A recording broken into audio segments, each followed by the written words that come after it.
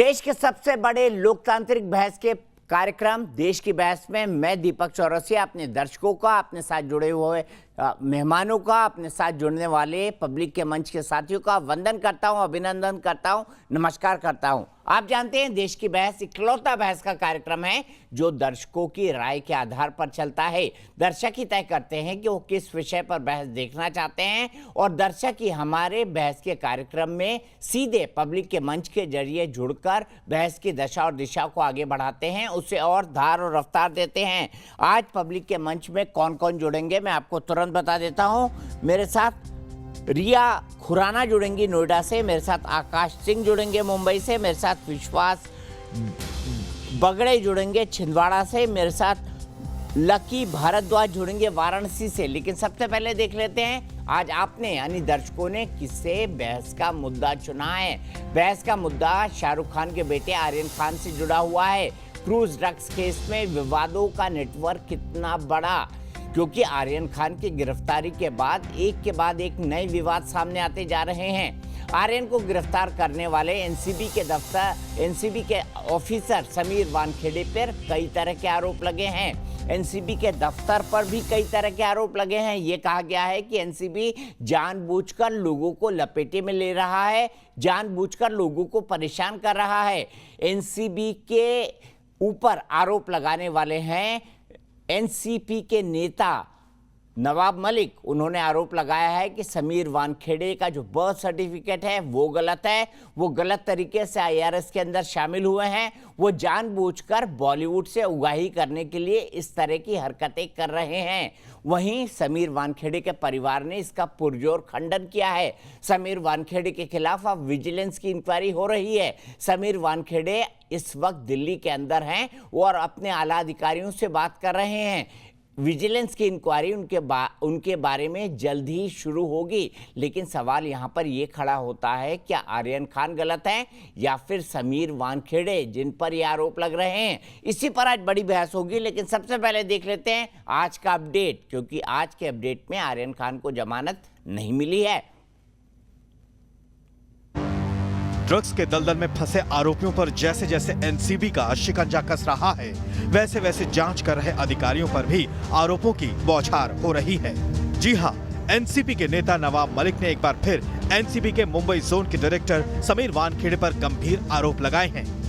Sameer Dawood Wankhede illegal tapping, Mumbai शहर का एक व्यक्ति, थाने शहर का एक व्यक्ति, उनके जरिए इस शहर के, इस राज्य के बड़े बड़े, चाहे वो अभिनेता हो सकते हैं, नेता हो सकते हैं, उद्योजक हो सकते हैं, सबका फोन इंटरसेप्ट कराते हैं, उसकी जानकारी है। समीर वानखेड़े दिल्ली में है। ऐसे में समीर वानखेड़े की तरफ से नवाब मलिक के आरोपों पर उनकी पत्नी, बहन और पिता ने पलटवार किया है। इन सारी चीज़ों का और इस केस का कोई रिलेशन है नहीं, तो हम समीर वानखेड़े जी का जो भी काम चल रहा है उसके ऊपर ज़्यादा कमेंट करें, वो ज़्यादा बेटर रहे। कोर्ट जाइए आप, प्लीज कोर्ट जाके अपने एविडेंसेस और इतने स्ट्रॉन्ग प्रूफ्स है वो वापर दीजिए। सब A to Z मेरा अभी तक का रिकॉर्ड, मेरा डिपार्टमेंट का रिकॉर्ड, स्कूल का, कॉलेज का, एनसीसी का। ज्ञानदेव वानखेड़े मेरा नाम है, मराठी में ज्ञानदेव बोलते, हिंदी में ज्ञानदेव बोलते। मेरा कभी दाऊद से कोई संबंध भी नहीं नाम से हो, अभी किधर से फर्जी बना के लाए ये भी मुझे पता नहीं। दूसरी ओर आज भी आर्यन खान की जमानत अर्जी का एनसीबी ने खुलकर विरोध किया। मैटर की आर्गुमेंट्स हुई है और बाकी की आर्गुमेंट्स कल के रखा हुआ है। इस बीच एक्ट्रेस अनन्या पांडे और आर्यन खान की व्हाट्सएप चैट भी सामने आई है, जिसमें सालों से इनके बीच ड्रग्स से जुड़ी बात का जिक्र है। आर्यन खान ड्रग्स केस में गवाह बनाए जाने के बाद से लापता हुए किरण गोसावी का सस्पेंस अब भी बरकरार है, जबकि उसका बॉडीगार्ड प्रभाकर सेन 25 करोड़ की डील होने का दावा कर मामले में नया मोड़ ला चुका है। देश की बहस में चर्चा है कि ड्रग्स जैसे संगीन आरोपों की जांच के बीच आरोप प्रत्यारोप का दौर साथ साथ चल रहा है। क्या जांच भटकाने के लिए हथकंडे अपनाए जा रहे हैं या फिर एनसीबी अधिकारी पर भी जांच की आंच आ गई है?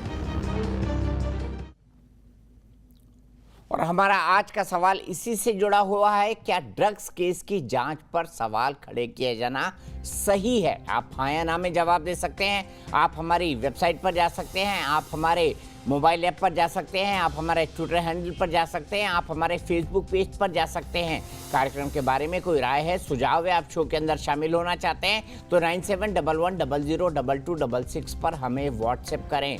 सीधे मैं अपने बड़े पैनल को इंट्रोड्यूस करता हूं। मेरे साथ जाने माने वकील उज्जवल निकम साहब जुड़े हुए हैं, मेरे साथ पायल रोदगी जुड़ी हुई है जो कि एक एक्टर हैं, मेरे साथ महेश भल्ला जुड़े हुए हैं जो कि फॉर्मर एनसीबी के ऑफिसर हैं, मेरे साथ महेश तापसे जुड़े हुए हैं जो कि स्पोक्स पर्सन हैं एनसीपी के, मेरे साथ एंड्रिया डिसूजा जुड़ी हुई हैं जो कि एक एक्टर हैं, मेरे साथ पारुल खेड़ा जुड़ी हुई हैं जो कि एक सोशल एक्टिविस्ट है। लेकिन सबसे पहले मैं चलना चाहूँगा उज्जवल निकम जी के पास। उज्जवल निकम जी, केस और उसके बाद एनसीपी के अधिकारी पर आरोप, आप कैसे देखते हैं इसे? आपको लगता है कि वाकई एनसीबी के अधिकारियों ने जानबूझकर इस केस में आर्यन खान को फंसाया होगा या इस तरह के काम एनसीबी के अधिकारियों ने करे होंगे? आपका अनुभव क्या कहता है? दीपक जी, ये मैटर मैं बड़ा गंभीरता से ले रहा हूं, क्योंकि जिस प्रकार इस मैटर में कुछ ऐसे अंग हुए हैं जिसके आधार पर आज आरोप प्रत्यारोप की फेरी झड़ रही है, उसमें सियासत भी हो रही है और जांच अधिकारी के खिलाफ बड़े गंभीर आरोप लगा दिए हैं। आम जनता एक उलझन में फंसी हुई है, कौन सच है और कौन झूठ है। इतना ही नहीं तो जो बड़े दो गवाहदार थे जिसकी तस्वीर चैनल में प्रसिद्ध हुई है, वो गवाहदार भी आरोपी को, मुलजिम को हाथ पकड़ के लेके आती है, फिर वो दो गवाहदार मुकर जाते हैं और कहते हैं कि भाई गंभीर तौर के आरोप जांच अधिकारी के खिलाफ लगाते हैं। राजनीतिक अधिकारी, राजनीतिक लोग भी उस पर आरोप लगा रहे हैं और इतने में इस आरोपी की इंक्वायरी के लिए एनसीबी के बड़े वरिष्ठ अधिकारी कर रहे हैं। मैं इस बात से हैरान हूं कि जो गंभीर मामला है उसके गंभीरता से कई कोस ये पूरी जांच भटक रही है। जैसे हमने देखा था कि एटलांटिया के बंगले के सामने जिसने बॉम्ब स्फोटक की गाड़ी रखी थी, वो मामले से लक्ष्य लोगों का हटा दिया गया और दूसरे मामले के पीछे लोग लगे। ऐसा क्यों हो रहा है? और बार बार मीडिया के सामने जाना, बड़े बड़े बयानबाजी करना, क्या हमें इसे रोक नहीं पाते? एक सवाल, अहम सवाल मेरे कानून का विद्यार्थी की हैसियत से मेरे मन में। दूसरी बात जो अभी आपने सवाल उठाया है, क्या इससे पूरी जांच प्रभावित हो सकती है? हाँ, बिल्कुल जांच प्रभावित हो सकती है। आरोप संगीन है और इसलिए मैं इस पे कोई ये नहीं टीका टिप्पणी करूंगा कि कौन सही है कौन गलत है, लेकिन कानून का विद्यार्थी की हैसियत से मैं दुख से ये कहूंगा कि जांच अधिकारी ने भी बचना चाहिए था कि अगर कोई मुलजिम का जमानत कैंसिल होती है तो उसे, उसके लिए क्यों खुशियां मनाई जाती है? पर्सनल सत्य में जयते क्यों कहा जाता है? क्या आप उस जांच से पर्सनल आइडेंटिफाई होना चाहते? मैंने कई संगीन मामले इस देश के चलाए हैं, मैंने ऐसा कभी नहीं देखा कि जांच अधिकारी भी पर्सनली इन्वॉल्व हो जाता है। दूसरी बात यह है कि पॉलिटिकल लीडर्स जिस प्रकार के आरोप कर रहे, सीरियस आरोप है, क्या आरोप करने से बच नहीं सकते? अगर उनका कुछ आरोप है तो आरोप के लिए कोर्ट है, कचहरी है, हमारे कोई भी दरवाजे खटखटा सकते हैं। लेकिन बड़े मामले में ऐसा क्यों हो रहा है? और उतना ही नहीं तो इसमें बॉलीवुड भी अपना आरोप कर रही है कि बॉलीवुड को टारगेट बना है। बॉलीवुड को कॉमन आदमी आज फॉलो कर रहा है, इसीलिए तो बॉलीवुड के एक्टर एक्ट्रेस एडवर्टाइजमेंट का काम करते हैं। एडवर्टाइजमेंट इसलिए कि उनको मालूम है कि भारतीय जनता को फसलाया जाए, फुसलाया जाए, उसको फॉलो कर रही है। तो भाई आप पहले घर साफ कीजिए फिर आरोप कीजिए। तो मुझे लगता है कि ये बड़े संगीत में आपने दीपक जी बहुत अहम सवाल किया, लेकिन मैं इतना जरूर कहूंगा कि अभी जांच हो रही है, इसलिए जांच को मैं प्रभावित नहीं करना चाहता हूं, मेरी पर्सनल राय कुछ नहीं रखना चाहता हूं। ठीक है, सीधे महेश तपासे जी के पास चलता हूं। महेश तपासे जी, क्या आपकी पार्टी इन आरोपों से बच नहीं सकती थी? नवाब मलिक साहब इन आरोपों से बच नहीं सकते थे, खास तौर पर एक ऐसे मौके पर जब उनके खुद के दामाद कई महीनों तक जेल में रह चुके हैं? दीपक जी और आपके चैनल के सभी दर्शकों को सबसे पहले मेरा प्रणाम। दीपक जी, मैं आपसे ये कहना चाहूंगा कि नवाब मलिक जी ने जो आरोप लगाए वो किस चीज पे आरोप लगाए, पहले वो सुनिए। जब केपी गोसावी नामक पंच का एक सोशल मीडिया पे फोटो फ्लैश हुआ जिसमें आर्यन खान के साथ वो बैठे हैं और उसके बाद एनसीबी की तरफ से डिनायल आया कि this gentleman is not a employee और an officer of the Narcotics Control Bureau, so that raise a suspicion in our mind. हमारे मन में एक संशय की सुई निर्माण हुई कि अगर ये एनसीबी का अधिकारी नहीं तो है कौन। और उसके बाद जब सोशल मीडिया की प्रोफाइल सारे पंचों की देखी गई, उसके अंदर एक हमको समझ में आया कि एक व्यक्ति जो 1 नंबर का पंच था उसमें मनीष भानुशाली उनका नाम है, वो भारतीय जनता पार्टी से जुड़े हुए हैं। उसके बाद ये केपी गोसावी के बारे में हमने छानबीन की तो पता चला पुणे पुलिस उनके पीछे ऑलरेडी लगी है। और तीसरे पंच प्रभाकर सैल ने तो खुद ही 2 दिन पहले अपना बयान दिया है, अपना एक एफिडेविट दिया है और उसने ये कहा है कि मैं पहले 2 नंबर के जो पंच है केपी गोसावी उसका एम्प्लॉय हूं, उसका बॉडीगार्ड हूं। अब ये सोचिए कि जिस इन्वेस्टिगेशन के अंदर विटनेस की भूमिका इतनी अहम मानी जाती है और विटनेस के कैरेक्टर पे जहां प्रश्न चिन्ह निर्माण होता है वहां पे क्या कुछ गलत हो रहा है, क्या कुछ गलत हो रहा है, क्या ऐसा संशय आना स्वाभाविक है। नवाब मलिक एक लॉ नहीं, आप क्या ये मानते हैं, आपकी पार्टी ये मानती है कि ये पूरी इन्वेस्टिगेशन गलत है, गलत दिशा में जा रही है, जानबूझकर आर्यन खान को फंसाया गया है? महेश तपासे जी, मैं साफ जवाब चाहूंगा आपसे। मैं साफ ही बता रहा हूं, इन्वेस्टिगेशन गलत है या जानबूझ के किया जा रहा है ये कभी भी हमने नहीं कहा।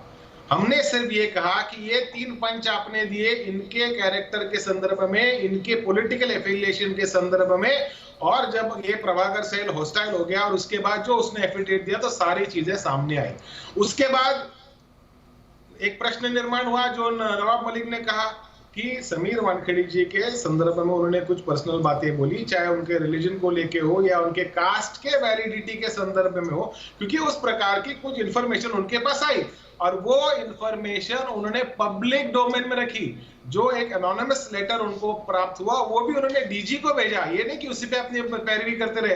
अब ठीक है, डीजी नारकोटिक्स कंट्रोल ब्यूरो उसको तवज्जो लेता है नहीं देता वो आगे की बात है, लेकिन कम से कम उन्होंने वो लेटर एक सरकारी तौर पे सरकारी अधिकारी कार्यालय में भेजा।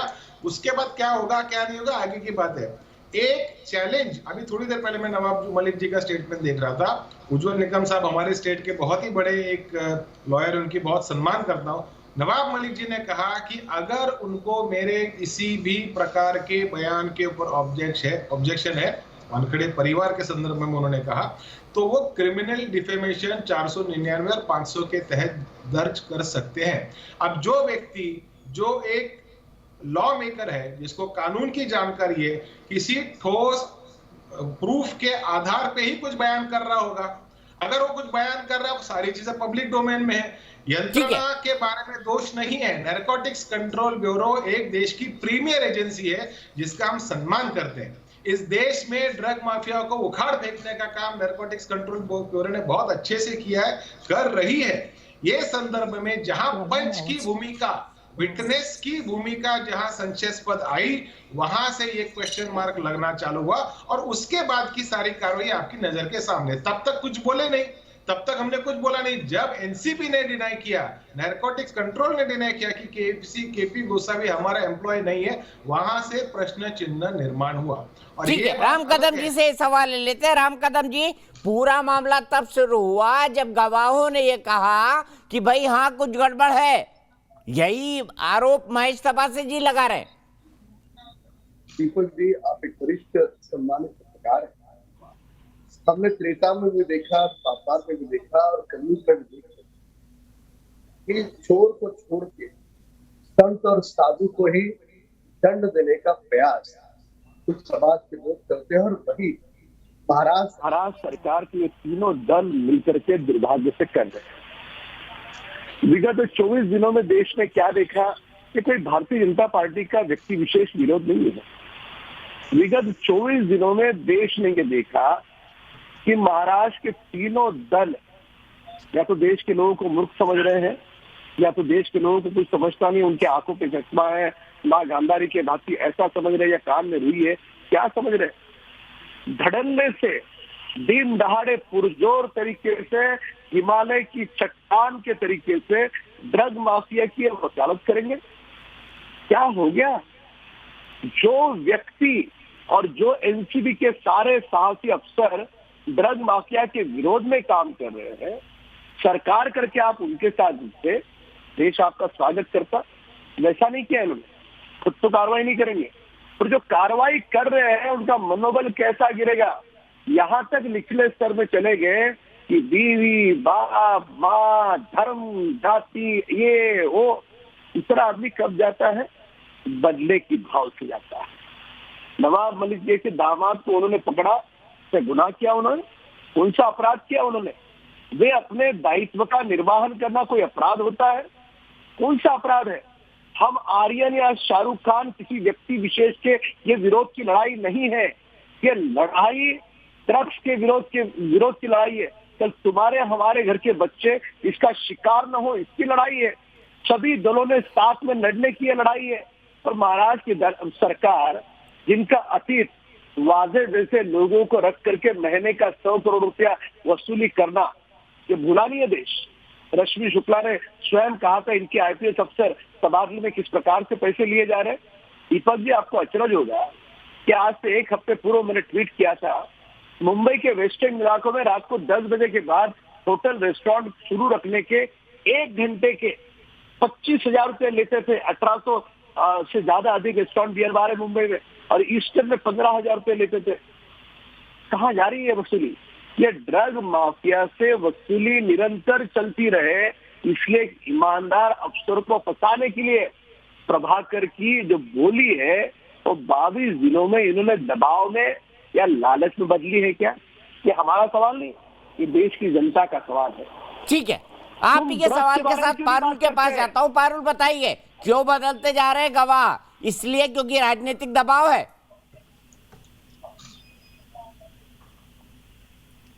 मेरे को तो पहले ये एक बात दीपक जी, इससे पहले मैं आपके सवाल का जवाब दूं, ये राम कदम जी जितने कॉन्फिडेंस से बोल रहे हैं कि समीर वानखेड़े एकदम ऑनेस्ट ऑफिसर है, उन पे गलत कार्रवाई हो रही है, क्यों नहीं हो सकती है? इतने कॉन्फिडेंस से कैसे कहते हैं? उन्हें निजी तौर पे जानते हैं या क्यों उन पे सवाल खड़े हुए हैं, ये भी बता दिया जाए। अभी जैसे बताया कि कैसे आ जाते हैं केपी गोस्वामी, कैसे आ जाते हैं मनीष भानुशाली जो कि बीजेपी के ही लीडर है, वो कैसे आ जाते हैं, रेड में शामिल हो जाते हैं, आर्यन खान और अरबाज मर्चेंट का हाथ पकड़ते हैं, एनसीबी के ऑफिस में ले जाते हैं। अब एनसीबी के ऑफिस के अंदर ले जाना, कैसे घुस जाते हैं, तो इसमें समीर वानखेड़े पे सवाल क्यों नहीं कोई उठाए? आर्यन खान का मेडिकल क्यों नहीं हुआ, इस पे सवाल क्यों नहीं उठाए? कुछ भी ड्रग सीज ना करने के बाद भी उन पे इतने गहरे आरोप लगा दिया, इंटरनेशनल ट्रैफिकिंग और क्या क्या उन पे आरोप लगा दिए। यही उन्होंने रिया चक्रवर्ती के केस में किया था। ना रिया चक्रवर्ती से ड्रग्स मिला, ना उनके पास कुछ भी मेडिकल हुआ कि मेडिकल में कुछ जांच चाहिए, मेडिकल हुआ नहीं। उनको भी ट्रैफिकिंग के केस में अंदर किया, और व्हाट्सएप चैट ही एविडेंस था उनके पास भी।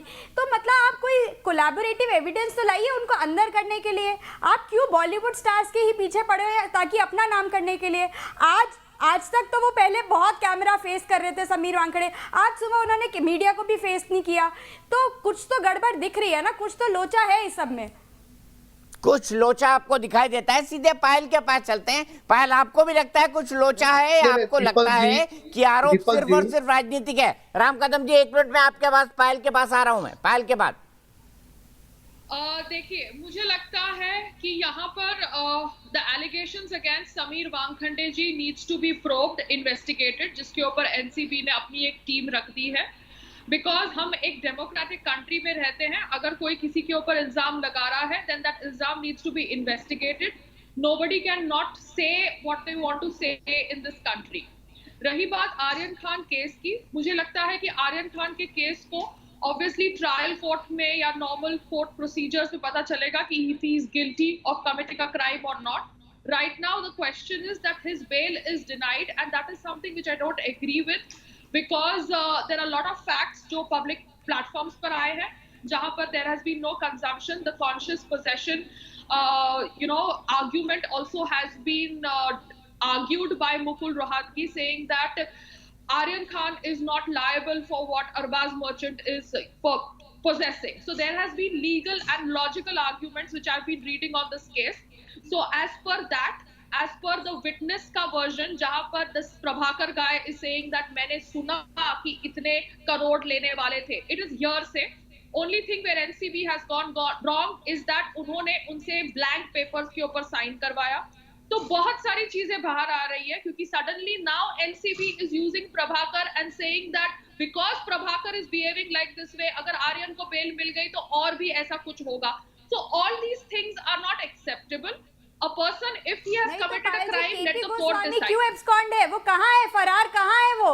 आप बताएं ना, उसमें आपको कोई वो नहीं दिख रही है आशंका? मुझे दिख रही है मैडम, मुझे दिख रही है. बट आप बोल रही है ना सिर्फ एक ही चीज एनसीबी की ठीक नहीं लगी. आप ये बताइए कैसे चले गए केपी गोस्वामी एनसीबी ऑफिस में? एनसीबी ऑफिस में जाना कोई हल्ला है क्या? कोई भी मुंह उठा के चला जाता है. कैसे चले गए मनीष भानुशाली? वो फोन पे बात कराते हुए दिखे. आर्यन खान की केपी गोस्वामी फोन पे बात कराते हुए दिखे. उनके ऑफिस में क्या करते हैं? सेल्फी लेते हैं, उनकी फोटोज बाहर आई है. एक प्राइवेट इन्वेस्टिगेटर नहीं घुस सकता एनसीबी ऑफिस में. ये किसकी परमिशन से अंदर घुस जाते हैं? ये भी क्वेश्चन मार्क उठाता है ना एनसीबी पे. यस, आता है. आपने ये पॉइंट जो रेज किया, I agree with you. Mr. Gosavi had no right to be at NCB's office. I forgot to mention all the points because I am not here acting as a lawyer for somebody. I am just saying my point of view. Mr. Gosavi का उस तरह से mobile hold करके आर्यन से बात करवाना वो भी एक्सेप्टेबल नहीं है बिकॉज वो कोई ऑफिशियल पोजीशन में नहीं थे. गोसावी ने बोला कि मुझे आर्यन ने बोला कि मैं अपनी फैमिली से बात नहीं कर सकता, मेरे मैनेजर से बात कराओ. So all these things are not acceptable. देखिए, अभी मैं यहाँ पर एक एजेंसी के ऊपर आरोप नहीं लगा सकती because I am not holding any government position. Only as an Indian citizen I can say this is right, this is wrong.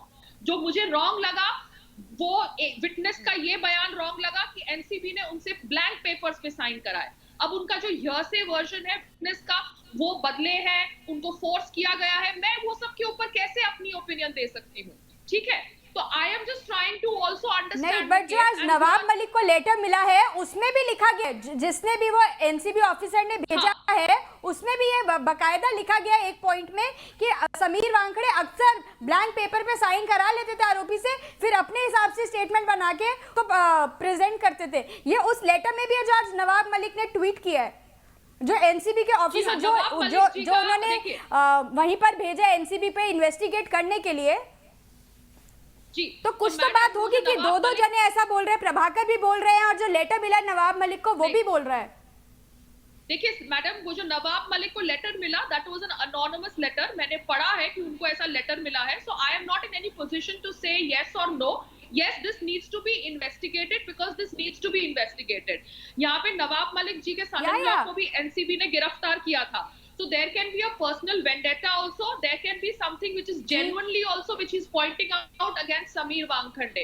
So we really need to get this investigated. ठीक है, मैं सीधे एंड्रिया के पास चलता हूँ. Andrea जी बताइए, आपका क्या मानना है? आपका मानना है कि दाल में कुछ काला है या पूरी दाल काली है? बताइए एंड्रिया जी.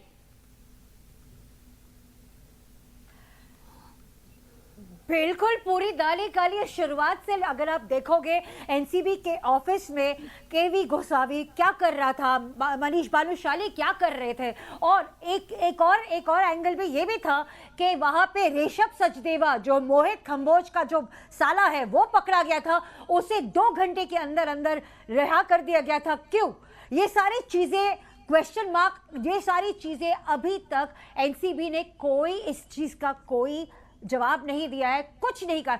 ये हर चीज शुरुआत से लेके अभी तक ऐसे ही लग रहा है. और अब तो उनका जो पंचनामे में जो विटनेस था वो भी बोल रहा है कि ब्लैंक पेपर, तो एकदम ऐसा ही लग ही रहा है कि पूरी दाल ही काली है, एकदम काली है. क्योंकि अगर ये जो नवाब मलिक कह रहे हैं कि फौज करके उन्होंने गवर्नमेंट का जॉब अक्वायर किया है, तो जाहिर सी बात है जो इंसान फौज करके शुरुआत में अपनी नौकरी ये कर लेता है, अपना लेता है, तो वो तो हर जगह पे फौजरी करेगा, हर जगह पे. ये तो एक्सटॉर्शन ही हुआ ना सर. ठीक है, मैं सीधे भल्ला साहब के पास चलता हूँ. भल्ला साहब, विटनेस कितना इंपॉर्टेंट हो जाता है, पंच कितना इंपॉर्टेंट हो जाता है एनसीबी के केसेस में, और अगर वो आरोप लगाते हैं तो केस पर क्या असर पड़ता है? आप अपने अनुभव से बताइए. आप बताइए, चूंकि आप एनसीबी में रहे. देखिए, मैं पहले से बोल रहा हूं कि विटनेस का इस तरह के होस्टाइल होना केस को डैमेज करता है. विटनेस का इस तरह से होस्टाइल होना, इस तरह से पब्लिक में स्टेटमेंट्स देना डेफिनेटली केस को डैमेज करता है। और जहां तक विटनेस का एलिगेशंस लगाने का सवाल है अबाउट सम मनी ट्रांजैक्शन जो एलिगेशंस हो रही हैं, उसके लिए विजिलेंस एंगल से डिपार्टमेंट को विजिलेंस इंक्वायरी करनी चाहिए थी, जो करने शुरू कर रहे हैं। आपने अपने चैनल बताया कि कल मॉर्निंग में शायद विजिलेंस टीम पूरी आएगी बॉम्बे में और उसकी इंक्वायरी होगी। तो ये अच्छी बात है कि इमीडिएट विजिलेंस एक्शन लिया जा रहा है। विटनेस के इस तरह के बयान डेफिनेटली केस को डैमेज करते हैं, उसमें कोई डाउट नहीं है। बट इसका मतलब ये नहीं है कि केस है ही नहीं, वो कोर्ट डिसाइड करेगा। वो आप और मैं इस मीडिया पे नहीं डिसाइड कर सकते। इन्वेस्टिगेशन जो निकलती है और जो कोर्ट के सामने आर्ग्यूमेंट्स होती है, कोर्ट डिसाइड करेगा। तो हमें कोर्ट पे भी भरोसा करना चाहिए, हमें इन्वेस्टिगेटिंग एजेंसीज पे भी करना चाहिए। एट द सेम टाइम ये विजिलेंस एंगल से जो इन्वेस्टिगेशन हो रही है उसका भी आउटकम हमें देखना चाहिए किस तरह से आता है। पर हम अपनी जजमेंट्स पास करें और हम पब्लिक में या मीडिया में और हर जगह पे पर्सनल एलिगेशंस लगाएं, मेरे ख्याल से वो ठीक नहीं है। ठीक है, मैं महेश जी से पूछूंगा कि क्यों नवाब साहब पर्सनल एलिगेशंस भी लगा रहे हैं, जजमेंट भी पास कर रहे हैं, लेकिन उससे पहले रिया खुराना मेरी एक दर्शक नोएडा से। रिया, क्या कहेंगी इस केस के बारे में? जी, मैं कहना चाहूंगी 1800 लोग में से कुछ लोगों को पकड़ा गया, तो इसमें से आर्यन खान को क्यों हाईलाइट किया जा रहा है? आर्यन खान है, उसके कुछ साथी हैं जिसके पास ड्रग्स मिली गई है, सिर्फ बॉलीवुड पे निशाना क्यों डाला जा रहा है? निशाने पर हमें होना चाहिए कि मतलब इंडिया की पूरी जनरेशन है आगे, उस पे हमें इन्वेस्टिगेशन, एनसीबी ठीक कर रही है जो कर रही है, उस पे इन्वेस्टिगेशन होनी चाहिए एंड सही क्या है गलत क्या है उसका फैसला आना चाहिए। एंड जो देश है वो कानून से चलता है, फेम से नहीं चलता। ठीक है, मैं सीधे महेश जी के पास चलता हूं। महेश जी से सीधे डिसीजन ड्रॉ कर देना कि समीर वानखेड़े गलत हैं, समीर वानखेड़े फर्जी हैं, समीर वानखेड़े ने फर्जी विटनेसेस जुटाए, समीर वानखेड़े वसूली का काम करते हैं। क्या ये किसी मंत्री को या एनसीपी जैसी पार्टी के मुख्य स्पोक्स पर्सन को शोभा देता है? बताइए महेश तपासे जी, और इसी का जवाब मैं राम कदम साहब से लूंगा। देखिए, मैं फिर से एक बार नम्रता पूर्वक आपसे कहना चाहूंगा कि नवाब मलिक एक कानून मतलब लॉ मेकर हैं, एक लेजिस्लेटर हैं, एक मंत्री हैं। कानून के बारे में उनको बहुत अच्छे से पता है। आज जो भी उन्होंने एलिगेशन किया है पिछले 4 दिन से 5 दिन से जो भी एलिगेशन किया, ये सारा एलिगेशन पब्लिक डोमेन में है। एलिगेशन करने के बाद ओनर्स ऑफ प्रूविंग इनोसेंस वो एजेंसी के ऊपर गया है। और मेरे जानकारी में ये है, जैसे आपके चैनल पे भी कुछ लोगों ने बताया कि एजेंसी ने इसकी प्राथमिक जांच की शुरुआत की है। अब प्राथमिक जांच में पता चलेगा क्या सत्य है या और क्या असत्य है। नवाब मलिक जी ने 2-3 मूलभूत प्रश्न उठाए जो पंच को लेकर थे, विटनेस को लेकर थे, जो मैं आपको पहले बोल चुका हूँ। मैं इसके पहले ये भी कह चुका हूँ कि witness is like eyes and years of the judicial system. उनका एक अलग महत्व है जो इंडियन एविडेंस एक्ट में दर्ज किया गया। हमारे जो निकम साहब उसमें ज्यादा हमारे से जानकारी दे पाएंगे। लेकिन एक ही मसला जो हमें लगा, क्योंकि जब मनीष गोस्वामी को वहां देखा गया और उनका प्रोफाइल चेक किया गया और वहां भारतीय जनता पार्टी के बड़े बड़े नेताओं के साथ देखा गया, और पिछले सुशांत सिंह के समय से लेके पालघर की घटना को मद्देनजर रखते हुए जिस प्रकार से भारतीय जनता पार्टी ने महाराष्ट्र पुलिस को टारगेट किया, महाराष्ट्र की सरकार को टारगेट किया, बॉलीवुड के कुछ लोगों को स्पेसिफिकली टारगेट किया, उसमें से एक शंका की सुई मन में आई। अगर कुछ नहीं है तो कोई बात नहीं है, इस देश में गर्द खत्म होना चाहिए, ड्रग्स खत्म होना चाहिए, जो भी उसका सेवन करता है उनका रिहैब होना चाहिए, जो उसके अंदर ट्रेड करता है उनको बिहाइंड द बार्स डाल देना चाहिए। ऐसी राय मेरी और मेरे पक्ष की है और हमारी सरकार की भी है। अगर किसी प्रकार का दोष जिनको पकड़ा गया उनमें है तो कानून अपना काम करेगा। लेकिन जिस प्रकार से एविडेंस पुट अप किया गया, जिस प्रकार से आपका खुद का एक विटनेस एक रिटन स्वर्न एफिडेविट देता है, वहां पे वो कहता है कि मेरे ब्लैंक पेपर पे सिग्नेचर दिए गए। एक अनोनिमस लेटर आता है जिसमें 26 केसेस दर्ज हैं, 26 केसेस का ब्यौरा उसमें दिया गया। उसमें कुछ सेलिब्रिटीज हैं, फिल्म स्टार्स हैं, उनके ऊपर किस प्रकार से गलत कार्रवाई की गई, ऐसा एक लेटर है। तो उसकी जांच होनी चाहिए, इतनी सी मांग की है। राम कदम जी से जवाब ले लेते हैं। राम कदम जी, आप क्या कहेंगे? आप महेश जी की बात को लॉजिकल मानते हैं? वो कह रहे हैं हम तो सिर्फ सवाल उठा रहे हैं, आरोप नहीं लगा रहे। दीपक जी, सारा देश जानता है कि बदले की भाव से एक आग की तरह किस प्रकार से नवाब मलिक के मुख से फूल झड़ने की जगह पे किस प्रकार से आक्रोश दिखा, और ये आक्रोश उनके दामाद को समीर वानखेड़े जी ने 8 महीने जेल के सलाखों के पीछे रखा उस कारण, और ड्रग माफिया की कहीं वसूली शायद वादी की तरह इनको आती होगी और उनका बचाव करना, संरक्षण करना इनका दायित्व होगा, उसके कारण ये करते होंगे। ये देश की जनता का अपमान बन गया। मूल बात यहाँ पर यह कि बार बार मनीष भानुशाली की बात उठाते हैं कि उसको वहां क्या कर रहा था, भाजपा का कार्यकर्ता। मैं इन महाराष्ट्र के 3 दलों को, अब लोगों ने नाम दे दिया, इनको ये वसूली सरकार है, उंगाई वाली सरकार है, भ्रष्टाचारी सरकार है, और ये भ्रष्टाचारी सरकार ये तो पैसे गिनने की मशीन बाजी की गाड़ी में दिखी थी, तो इसके लिए ये नकार नहीं सकते, इनको स्वीकार करना होगा कि जब लोगों ने देश के ये कह दिया कि जिस प्रकार का विगत 24 दिनों में इनका प्रयास रहा है ड्रग माफियों को बचाने का, क्या कारण है उसके पीछे? आप समीर वानखेड़े जी के ऊपर आरोप लगाते हो, आरोप पे तर्क है, तथ्य है, निश्चित तौर पे लोग स्वीकार करेंगे। मनीष भानुशाली ने जिसने इंफॉर्मेशन देने का काम किया, यहाँ ड्रग मिल रहे हैं, उसको मुंबई के भाषा में खबरी कहते हैं, और उसने देश हित में काम किया, तो उसने अगर देश के नौजवान ड्रग पे लिप्त न हो यह वह जानकारी देता है, अर्थात हर व्यक्ति किसी न किसी जाति धर्म का दल की विचारधारा का सम्मान करने वाला होगा।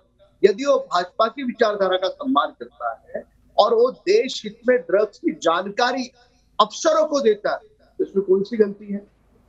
उसके बॉडी लैंग्वेज का, बाकी सारी चीजों का हम समर्थन किसी का नहीं करेंगे, पर उसने जो जानकारी एनसीबी अफसरों को दी है, इस पे इन 3 दलों को कौन सी आपत्ति है?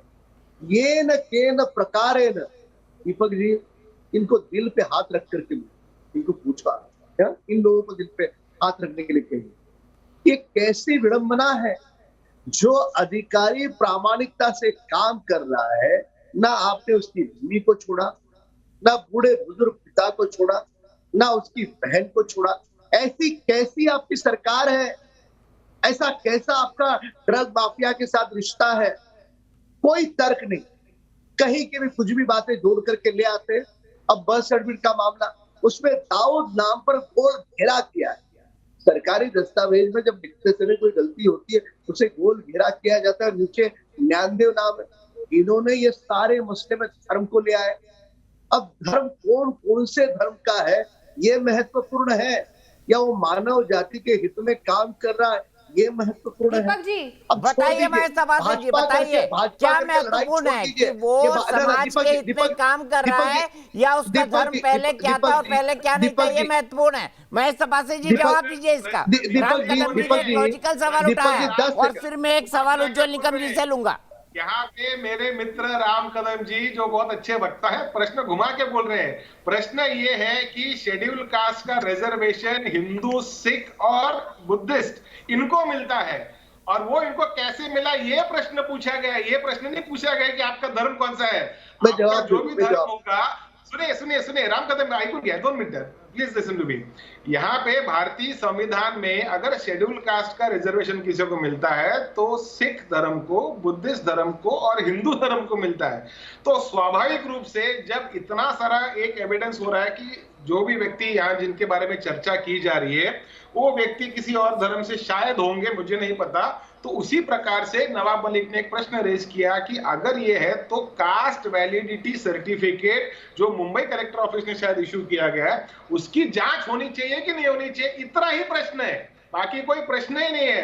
कोई भी हर हिंदुस्तान में काम करने वाला हर अफसर कोई भी धर्म का हो, कोई भी जाति का हो, कोई भी प्रथा का हो, कोई भी परंपरा को, उनको ठीक है। राम कदम जी मैं आपके पास आऊंगा, लेकिन उससे पहले उज्जवल निकम जी जब इस तरीके के आरोप लगे तो केस पर क्या असर पड़ता है जो कोर्ट के अंदर चल रहा है, ये बताइए वकील के तौर पर आप मुझे।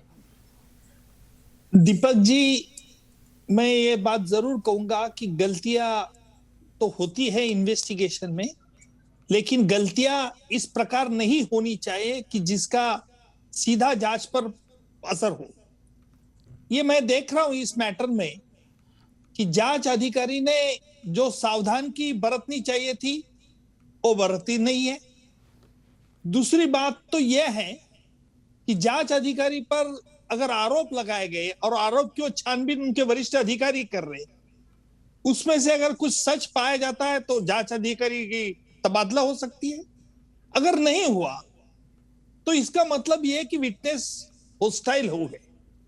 भल्ला जी ने सही बताया कि जांच थोड़ा पार उसका प्रभावित होता है, लेकिन पूरी जांच खराब हो जाती है यह कहना भी गलत है, क्योंकि यह मामला अभी सब जुडिस है।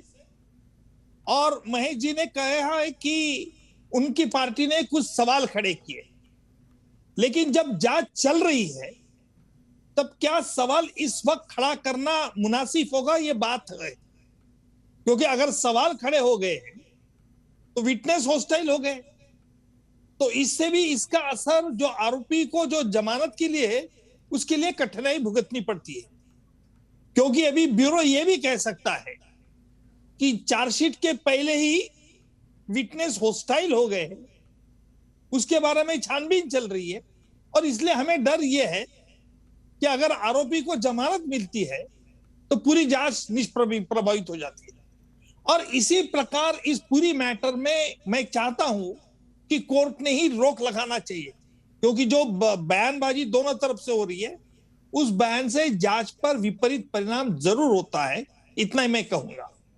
ठीक है, आप कह रहे हैं विपरीत परिणाम होता है। राम कदम जी भी शायद मेरे साथ नहीं है, लेकिन मैं नए पैनल को इंट्रोड्यूस करता हूं। उमाकांत मिश्रा मेरे साथ एनसीबी के फॉर्मर डायरेक्टर जुड़ेंगे थोड़ी देर में। हनीक बाफना जो कि एक विटनेस है इस केस में, वो जुड़ेंगे।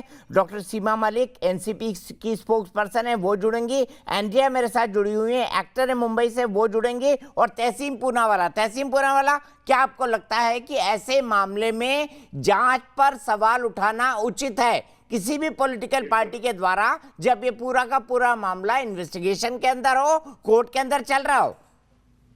बिल्कुल उचित है, फर्जीवाड़ा है ये, और ये सारा जो किया गया है ये गलत किया गया है। एक व्यक्ति की आजादी को लेने का ये प्रयत्न किया गया है, ये किडनैपिंग और एक्सटॉर्शन का केस है। मैं आपको आपके माध्यम से आपके दर्शकों को इस केस के तथ्य बताना चाहता हूँ, क्योंकि केस के तथ्य ये है, आर्यन खान क्रूज पर नहीं था, उसके पास ड्रग्स नहीं पाए गए, उसका ड्रग टेस्ट नहीं हुआ, तो ये हम नहीं कह सकते कि उसने ड्रग्स लिया है। उसके पास पैसे भी नहीं थे। इसके बाद आपके पास इसके लिए आप ये कह नहीं सकते कि वो ड्रग्स उसके लिए थे, क्योंकि वो अरबाज के पास जो 6 ग्राम चरस पाए गए, वो आर्यन को उससे जोड़ने के लिए इनके पास कोई तथ्य नहीं, सिवाय एक व्हाट्सएप चैट जो कहता है we will have a blast. Deepak ji, काफी बार मैं आपको व्हाट्सएप करता हूँ, कभी अगर मैंने गलती से कह दिया we will have a blast, का ये मतलब नहीं होता कि हम ड्रग्स ले रहे, उसका और कोई आगे हम लेंगे भी नहीं तहसीम, आप बोलेंगे तो भी नहीं लूंगा, और मैं बोलूंगा तो भी आप नहीं लेंगे। बिल्कुल, तो इसका कोई कॉन्टेक्स्ट नहीं था। कॉन्टेक्स्ट एस्टैब्लिश करने के लिए मेडिकल टेस्ट करना था, जो उन्होंने नहीं किया। अब हम आते आगे के तथ्यों पर। 6 ग्राम चरस के लिए मैक्सिमम इम्प्रिजनमेंट है 1 साल, यानी कि ये बेलेबल ऑफेंस है। लेकिन एनसीबी का ये कहना है कि आर्यन अन्य ड्रग माफिया के टच में है और ये कंज्यूम ही नहीं करता, इसे बेच रहा है। इसके लिए उनको डायरेक्ट एविडेंस पेश करने हैं। वो किसी को जेल में रखकर बाई सिंह ये नहीं कह सकते हम एविडेंस ढूंढ रहे। जब आपके पास एविडेंस आए, आप उस व्यक्ति को जेल में डालो। इन्होंने उनका केस किस तथ्य पर बनाए? उनका केस बनाए इस तथ्य पे कि उन्होंने आर्यन खान का कन्फेशन दिया है। लेकिन जैसे मैं पिछले 3-4 दिनों से चैनल पर कह रहा था, तूफान Singh versus state of Tamil Nadu में सुप्रीम कोर्ट ने बहुत क्लियरली कहा है कि एनपीडीएस भी एक पुलिस फोर्स है and confession before police is not admissible in court. यानी कि पुलिस के सामने जब आप कन्फेस करते हो, उसका कोई कोर्ट में उसका कोई वैल्यू नहीं होता है। ये सुप्रीम कोर्ट ने कहा है। अब मैं आगे की बात पे आता हूं। जो आर्यन खान का चैट निकाला गया उसके व्हाट्सएप पे, मैं मानता हूं कि इलीगली निकाला गया। उसका पंचनामा क्या था? उसका मोबाइल लेने का। आप किसी को सड़क पर पकड़ लिए, उसका मोबाइल लिए, उसके चैट से आप कुछ भी निकाल दिए, आप प्रोटेक्टेड हो आर्टिकल 21 राइट टू प्राइवेसी और article 20(3) the right to not incriminate yourself. कोई भी व्यक्ति को ये अधिकार दिया गया है कि खुद को जेल में ना डाले। आपने उसके सारे मौलिक अधिकारों का उल्लंघन किया है। इस सारे केस के बाद मैं उन चीजों में जा ही नहीं रहा हूं कि वो बीजेपी के 2 व्यक्ति थे, उन्होंने किस तरह से आर्यन को पकड़ा, क्या क्या, मैं उन सारे तथ्यों में नहीं जा रहा हूं। हम जाते हैं शोभिक चक्रवर्ती और रिया चक्रवर्ती के केस, जिस समय मैं आपके साथ रहा था, और आपने मुझे इस वक्त एक बहुत महत्वपूर्ण बात की थी।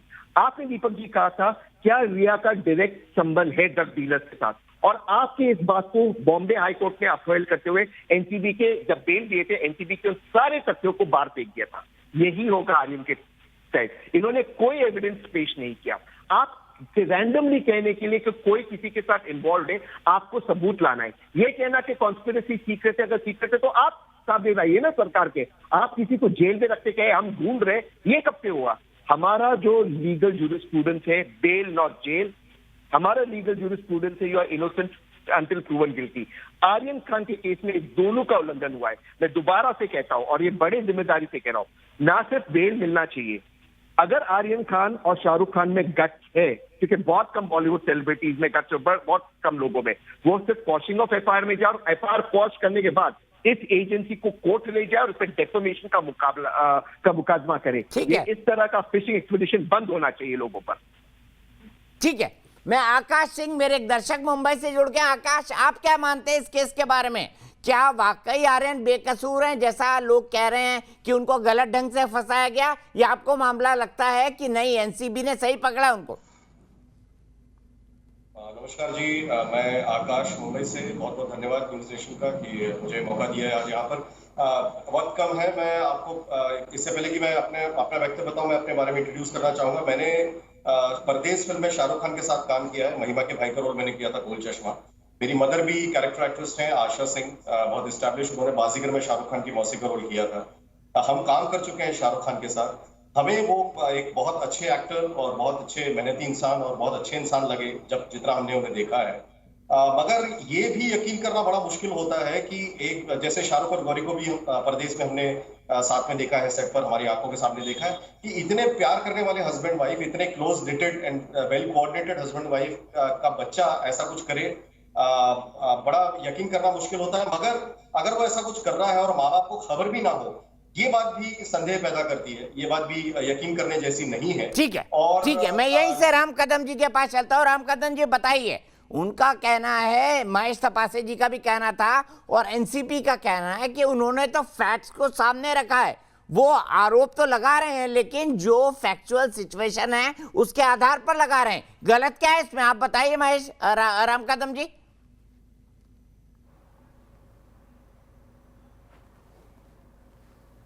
जिन्होंने उनके माता पिता बहन बीवी इन पर आरोप करने के अलावा कौन सा तर्क दिया उन्होंने? कोई तर्क नहीं।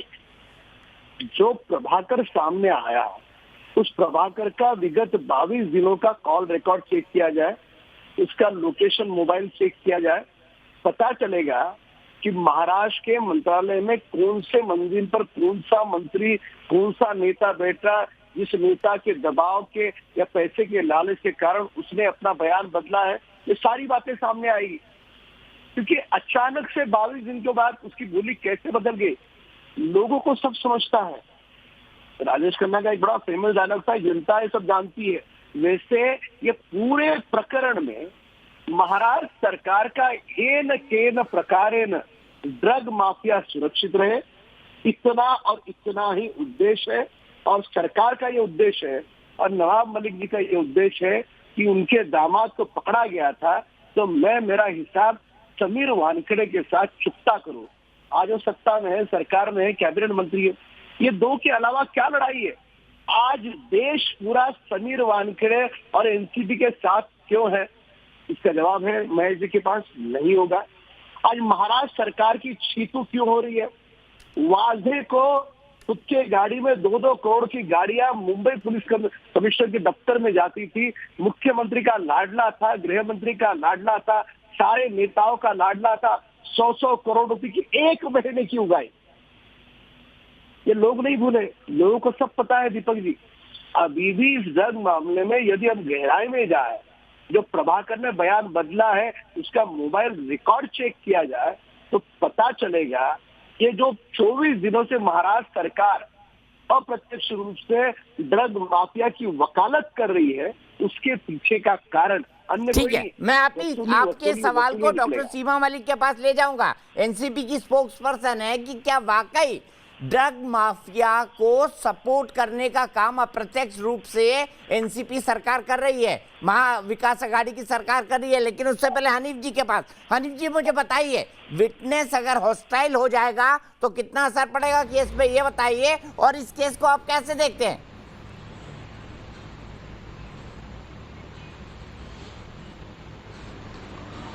सर जी, सबसे पहली बात तो यह है कि मेरा नाम हनीफ नहीं है, मेरा नाम हैनिक है। ठीक है, माफ कीजिएगा, मेरा नाम है हैनिक बाफना। माफ कीजिएगा हैनिक जी, मेरी गलती, माफी चाहूंगा हाथ जोड़ के।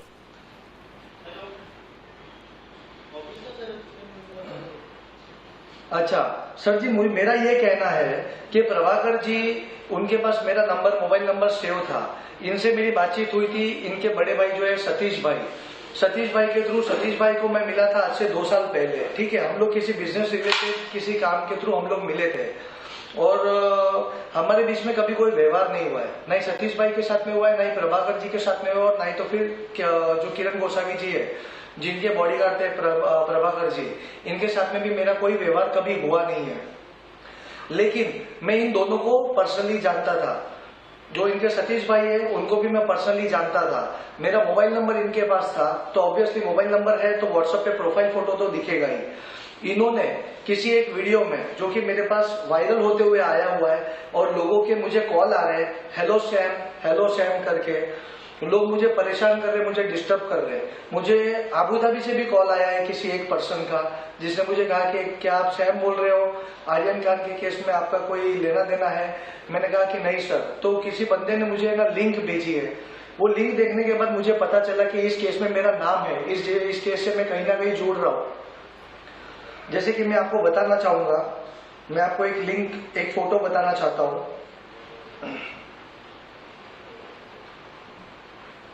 आप देख सकते हो इस वीडियो में इससे पहले वही शख्स है सैम जिनसे मीटिंग हो रही थी, उनका जी तो मैं फोटो भी दिखा सकता हूँ। उन्होंने मुझे कॉल किया था, ये व्हाट्सएप कॉल पे था। हाँ, व्हाट्सएप कॉल पे। एक बार देखेंगे ये आपके बारे में बात कर रहे हैं हनीफ। इनको पहली बार आप एनसीबी पहली बार ही देखा, पूरा दिखाइए। उसी दिन रात में मैंने इनको देखा था। हाँ, ये मेरे बारे में बात नहीं कर रहे, ये किसी सैम करके पर्सन है, उसके बारे में बात कर रहे हैं। इन्होंने मेरा ये फोटो बताया, आप देख सकते हो सर, ये देखिए, इस फोटो में मैं हूँ, इस फोटो जी बिल्कुल दिखाई दे रहा है। क्या आप देख पा रहे हो? जी बिल्कुल देख पा रहा हूँ। हाँ जी, इस फोटो में मैं हूँ और मेरा मोबाइल नंबर भी इसमें है, इसमें मेरा मोबाइल नंबर भी है। ठीक है, तो ऑब्वियसली सीधी सी बात है, अगर किसी बंदे के पास मोबाइल नंबर है तो उसको व्हाट्सएप पे प्रोफाइल फोटो दिख सकता है। उन्होंने कहा है कि उन्होंने मुझे 38 लाख रुपए दिए। इस वीडियो में उन्होंने कहा है कि उन्होंने मुझे 38 लाख रुपए दिए, ये आर्यन खान के केस के रिलेटेड।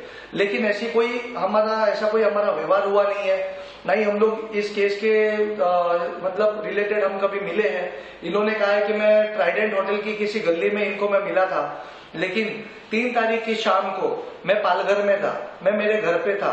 उसकी फुटेज भी मिल जाएगी हमको कुछ ही दिनों में या कुछ ही देर में, उसकी फुटेज भी आपके सामने आ जाएगी, पब्लिक के सामने आ जाएगी कि प्रभाकर जी झूठ बोल रहे हैं।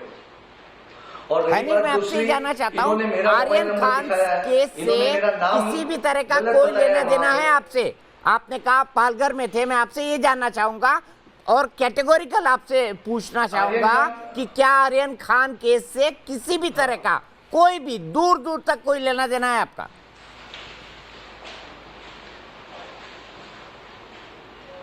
सर, आर्यन खान केस से मेरा कोई भी लेना देना नहीं है। किरण गोसावी जी जो प्रभाकर जी के बॉडीगार्ड है, ठीक है, अरे सॉरी, प्रभाकर जी जो किरण गोसावी जी के बॉडीगार्ड है, स्लिप ऑफ टंग हो गया है। प्रभाकर जी जो किरण गोसावी जी के बॉडीगार्ड है, इन्होंने मेरा नंबर किरण गोसावी जी को दिया था, और किरण गोसावी जी ने एक फोटो जब डाली थी आर्यन खान के साथ में फेसबुक पे, तो फेसबुक फ्रेंड है मेरे किरण गोसावी जी, उनका वो जो फेसबुक पे मैंने फोटो देखा, उसके बाद में मैंने उनको पूछा कि आपका इस फोटो से क्या लेना देना है, आपका क्या मतलब इस केस से आपका क्या लेना देना, आपका फोटो क्यों आया है। तो उन्होंने फिर उसके बाद में कुछ कमेंट किया नहीं, मेरे को कुछ बताया नहीं। उसके बाद से किरण गोसावी जी का नंबर बंद है, प्रभाकर जी का नंबर बंद है। और प्रभाकर जी को जब मैं कॉल कर रहा था, मुझे ये पता चला कि प्रभाकर जी ने मेरा प्रोफाइल फोटो और मेरा नंबर का मिसयूज किया है। जब मैं उनको कॉल कर रहा था तो उनके नंबर भी स्विच ऑफ आ रहे थे। तो ठीक है, मैं यहीं पर रुकता हूं। आप कह रहे हैं आपका किसी भी तरह का कोई लेना देना नहीं है। मैं ब्रेक के लिए रुकूंगा, लेकिन उसके बाद विश्वास बागड़े जी मेरे एक दर्शक छिंदवाड़ा से जुड़ेंगे, उनसे भी बात करेंगे। मेरा पूरा पैनल बना हुआ है, डॉक्टर सीमा मलिक भी बनी हुई है, उनसे भी बात करेंगे ब्रेक के बाद।